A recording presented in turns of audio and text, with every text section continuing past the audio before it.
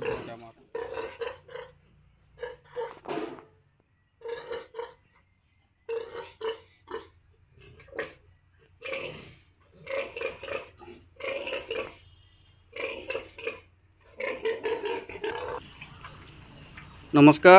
Business line N B চেনেলত মই নিৰঞ্জন বৰ্মন আপোনালোকক স্বাগতম জনাইছোঁ।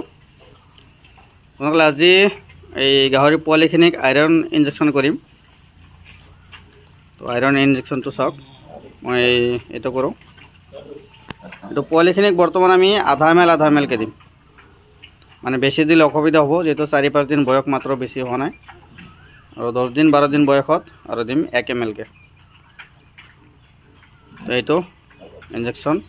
তো আমি কেনেকৈ ইনজেকশ্যন কৰোঁ সেইটো চাই ল'ব। ইয়াত কাটি লৈছোঁ অলপ, মানে এনেকৈ হ'লে ডাইৰেক্ট মানে বেজীটো বেছি সোমাই যোৱাৰ ভয় থাকে, তাৰ হাড়ত লগাৰ অসুবিধা হয়, মানে হাড়ত লাগি গ'লে আৰু প্ৰব্লেম হৈ যাব, পোৱালিবিলাক মৰি যাব পাৰে। সেইকাৰণে ইয়াত কাটি লৈছোঁ, ইয়াতকৈ বেছি সোমাই নাযায়। তো কেনেকৈ ইনজেকশ্যনখিনি কৰোঁ আপোনালোকে চাই লওক।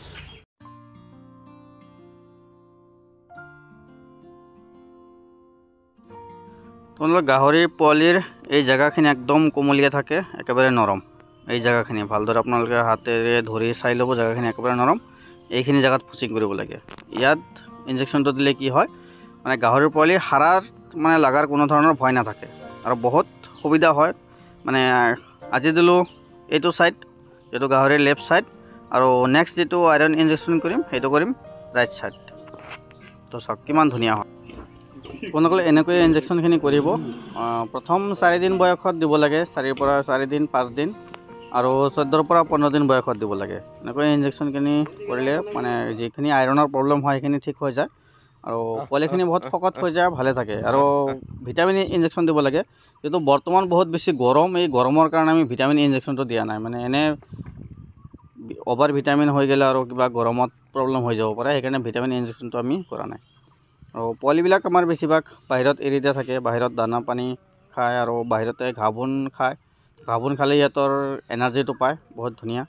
আৰু বহুতে পোৱালি খুজি থাকে, তো পোৱালি আমাৰ ডেলিভাৰী দিয়া ছিষ্টেম নাই, আমি পোৱালি ডেলিভাৰী নকৰোঁ। মোৰ ঘৰটো হৈছে কামৰূপ জিলা বক' মালিবাৰী সত্ৰ। কামৰূপ জিলা বকৰ পৰা 40 কিলোমিটাৰ হয়, আৰু গোৱালপাৰা জিলা ধূপধাৰাৰ পৰা হয় 12 কিলোমিটাৰ। মানে গাঁৱৰ নাম মালিবাৰী সত্ৰ। গোৱালপাৰা জিলা ধূপধাৰাৰ পৰা 12 কিলোমিটাৰ, আৰু কামৰূপ জিলা বকৰ পৰা 40 কিলোমিটাৰ। আৰু আপোনালোকৰ দৈনিক কণী পাৰা কুকুৰা চৰাই লাগিলে যোগাযোগ কৰিব। আমাৰ পোৱালি চেল কৰোঁ আমি, ডাঙৰ বৰ্তমান নাই চেল কৰাৰ কাৰণে, আৰু কণীও চেল নকৰোঁ, আমি পোৱালিহে চেল কৰোঁ। যদি কাৰোবাক লাগে যোগাযোগ কৰিব, অল অসম ডেলিভাৰী দিয়াৰ সুবিধা আছে, কিন্তু গাহৰি পোৱালি কিন্তু আমি ডেলিভাৰী নকৰোঁ।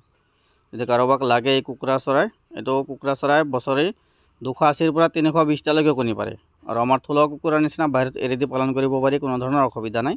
আৰু সময়মতে দানা ভেকচিন কি দিব লাগে কমপ্লিট জনাই থাকিম পোৱালি লোৱাৰ পিছত, আৰু কমচে কম 20 দিন আগতে বুকিং কৰিব লাগে, তাৰপিছতে পোৱালি দিব পাৰিম। যদি লাগে যোগাযোগ কৰিব, অল অসম ডেলিভাৰী দিয়াৰ সুবিধা আছে। ধন্যবাদ।